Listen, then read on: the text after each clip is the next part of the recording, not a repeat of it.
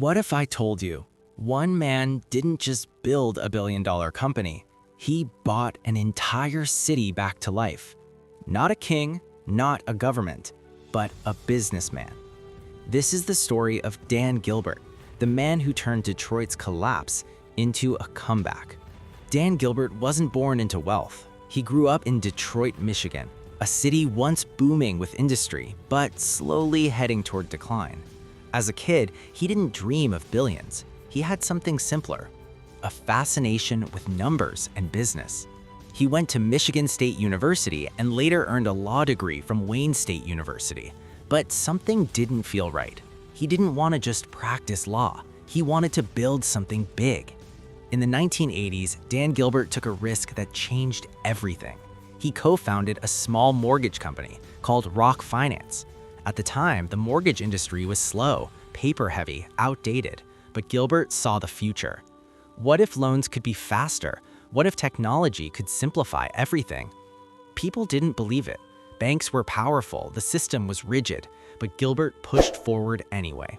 Then came the internet boom, and Dan Gilbert made a bold move. He transformed his company into something revolutionary: Quicken Loans, an online mortgage platform that made home loans simple, fast, and digital. While others resisted change, Gilbert embraced it, and suddenly, blam, the company exploded. It became one of the largest mortgage lenders in America. Later, it evolved into Rocket Companies, a multi-billion-dollar empire. By now, Dan Gilbert was a billionaire. He could have lived anywhere: New York, Los Angeles, Miami, but he made a shocking decision. He stayed in Detroit. Not just that, he started buying it. Buildings, offices, skyscrapers, block after block. At one point, he owned over 100 properties in downtown Detroit. People thought he was crazy. Why invest in a city that was collapsing? Detroit had filed for bankruptcy. Crime was high. Businesses were leaving. But Dan Gilbert saw something different: opportunity. He moved thousands of employees into downtown offices. He funded startups. He built tech hubs. He brought life back to empty streets. Restaurants reopened. Lights came back on.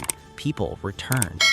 Slowly, Detroit began to rise again, and at the center of it all was one man.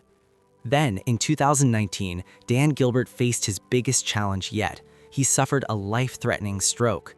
For many, that would be the end, but not for him. Through recovery, therapy, and determination, he came back, stronger, still leading his empire, still rebuilding his city. Dan Gilbert didn't just make billions, he proved something bigger. One person can change the fate of an entire city. From a small mortgage startup to a financial empire. From a struggling city to a rising comeback story.